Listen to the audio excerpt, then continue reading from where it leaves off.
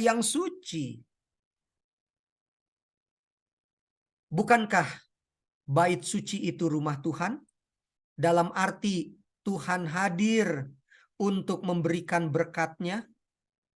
Yesaya 56 ayat 7, Yeremia 7 ayat 11.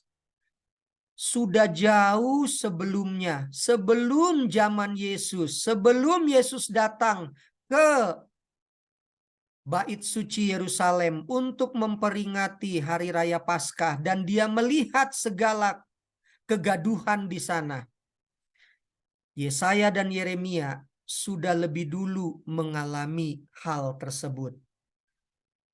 Lihat ini, mereka akan kubawa ke gunungku yang kudus, dan akan kuberi kesukaan di rumah doaku. Aku akan berkenan kepada korban-korban bakaran dan korban-korban sembelihan mereka yang dipersembahkan di atas mezbahku. Sebab rumahku akan disebut rumah doa bagi segala bangsa. Tapi lihat baik-baik Yeremia. Rumahku, rumah doa, sudah menjadi sarang penyamun di matamu, rumah yang atasnya namaku diserukan ini. Sudah dari zaman Yesaya, sudah dari zaman Yeremia, di mana umat-umat Tuhan, para pemimpin agama, menodai, menajiskan bait suci sebagai sebuah lambang hadirnya Tuhan di tempat itu. Itulah sebabnya Yesus mengutip dan Yesus dituliskannya di dalam kitab Matius, Markus, dan Lukas kata-kata yang sama, dan berkata kepada mereka, ada tertulis, rumahku akan disebut rumah doa, tetapi kamu menjadikannya sarang penyamun. Aplikasi yang mau diambil. Apakah kita pernah menjadi penyamun di rumah Tuhan? Saya mau katakan iya.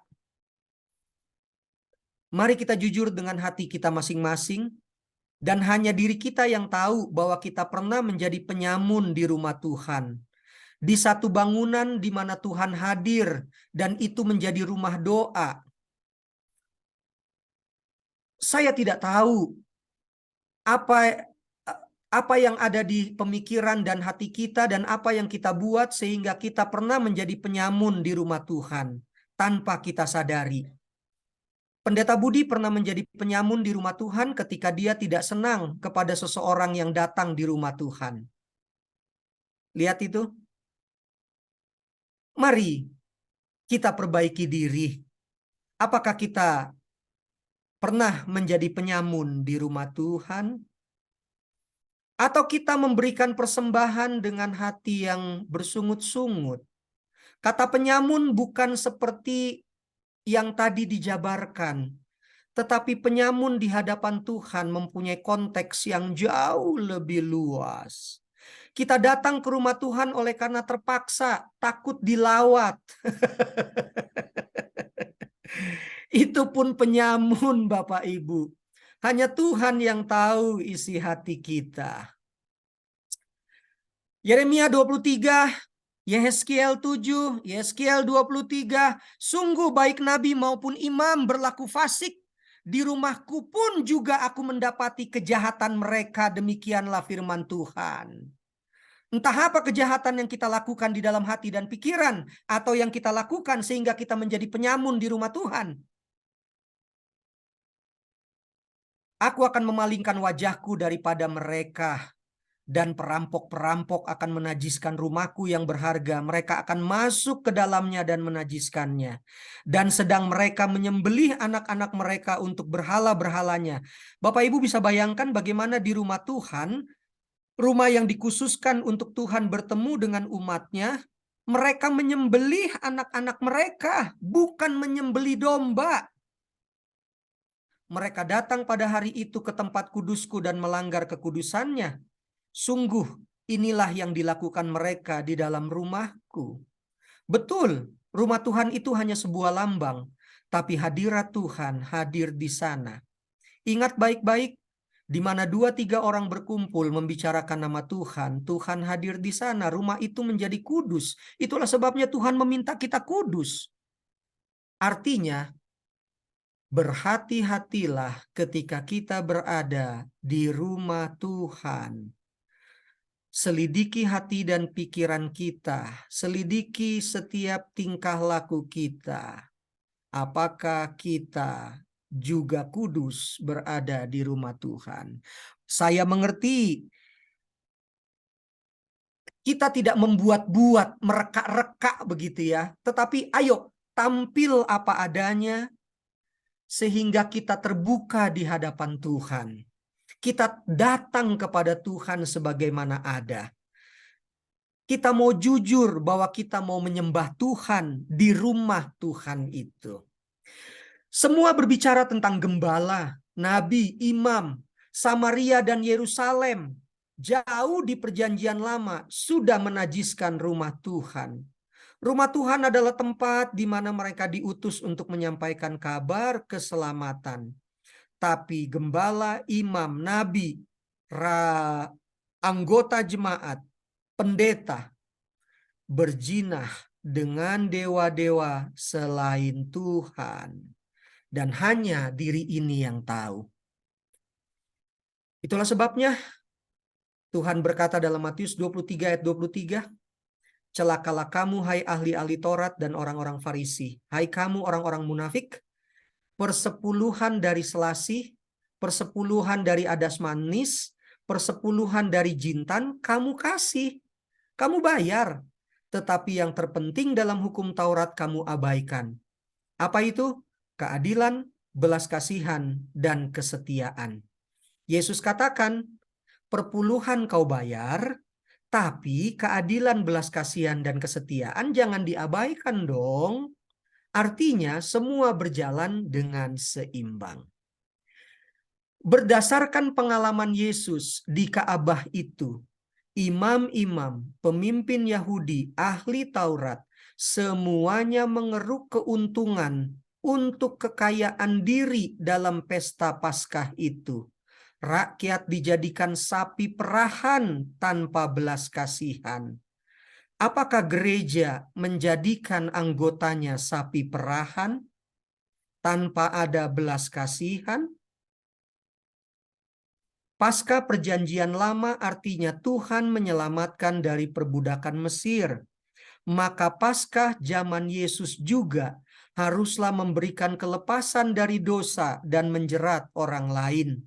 Imam-imam dan pemimpin Yahudi selayaknya menolong orang-orang miskin yang tidak punya pada perayaan Paskah. Tapi yang mereka lakukan sudah miskin tertimpa tangga pula.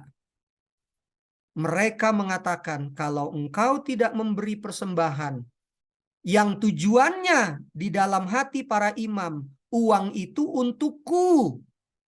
Tapi mereka berkata, untuk biaya operasional gereja. Maka betapa malangnya orang-orang miskin itu. Dengan kata lain, bukan hanya bait sucinya yang kudus, Yesus juga ingin agar tubuh kita yang terdiri atas pemikiran dan hati kudus di hadapan Tuhan. Bukan hanya bait suci yang kudus, tetapi juga orang-orang yang ada di halaman dan bagian dalam bait suci haruslah kudus. Setiap waktu kita harus periksa diri, apakah kita kudus di hadapan Tuhan. Hati-hati Bapak Ibu, jangan pernah berpikir bahwa kita hanya kudus pada hari yang ketujuh. Ingatlah kamu akan hari Sabat supaya kamu kuduskan dia. 6 hari lamanya kamu sudah bekerja dan mengerjakan segala pekerjaanmu. Tetapi pada hari yang ketujuh adalah Sabat Tuhan Allahmu. Bapak Ibu, 7 hari kita harus kudus. Kata kudus di sana adalah kita harus terus memeriksa diri. Mulai dari Minggu sampai Sabtu, kita harus kudus di hadapan Tuhan. Bagaimana caranya? Untuk menegur orang banyak yang melakukan dosa di halaman bait suci itu, Yesus membuat cambuk dari tali.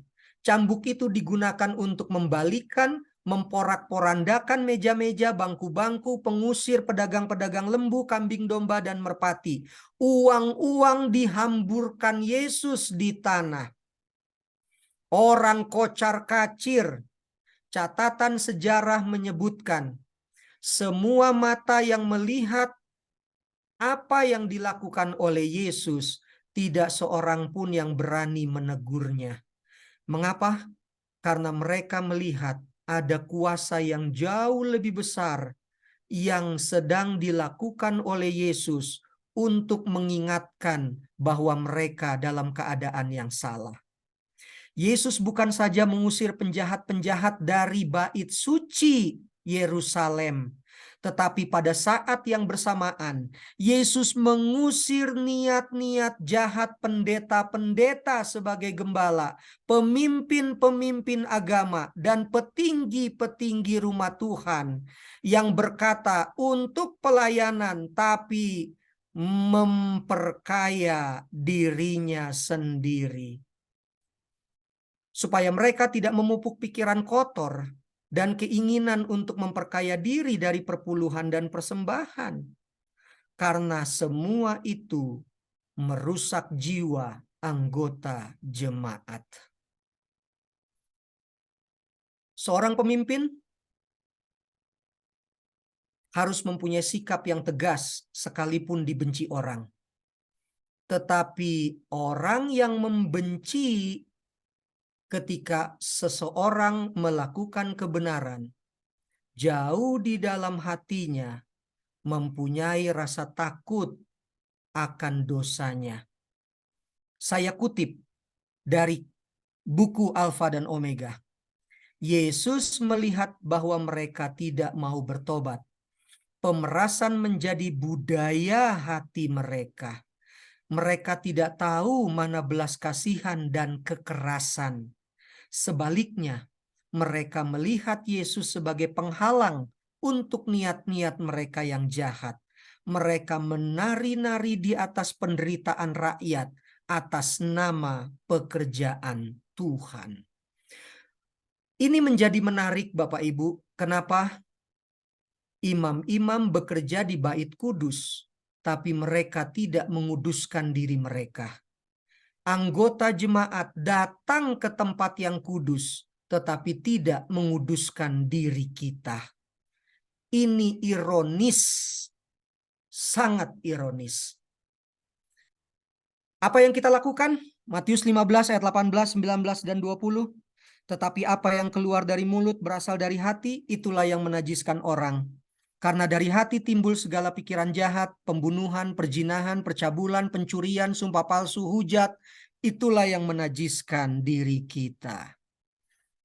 Dan Paulus sangat mengerti akan hal itu, sehingga dia berkata dalam Filipi 4 ayat 7 sampai 9. Jadi akhirnya saudara-saudara, semua yang benar, semua yang mulia, semua yang adil, semua yang suci, semua yang manis, semua yang sedap didengar, semua yang disebut kebajikan dan patut dipuji, pikirkanlah semua itu. Bukan hanya pikirkan, lakukanlah. Lihat itu ayat 9. Dan apa yang telah kamu pelajari, dan apa yang telah kamu terima, dan apa yang telah kamu dengar, dan apa yang telah kamu lihat, do it, lakukanlah itu. Semampu yang kita bisa kerjakan, maka Allah sumber damai sejahtera akan menyertai kamu. Sebagai penutup, tidak tahukah kamu bahwa kamu adalah bait Allah dan Roh Allah diam di dalam kamu? Jika ada orang yang membinasakan rumah Allah, maka Allah akan membinasakan dia. Sebab rumah Allah adalah kudus dan rumah Allah itu adalah kamu. Mari kita perbaiki diri ketika kita berjalan ke rumah Tuhan. Dialah Tuan atas rumah itu. Mari kita kuduskan diri dengan cara seperti apa? Setiap waktu kita harus menyadari bahwa kita memerlukan pertobatan. Tuhan memberkati.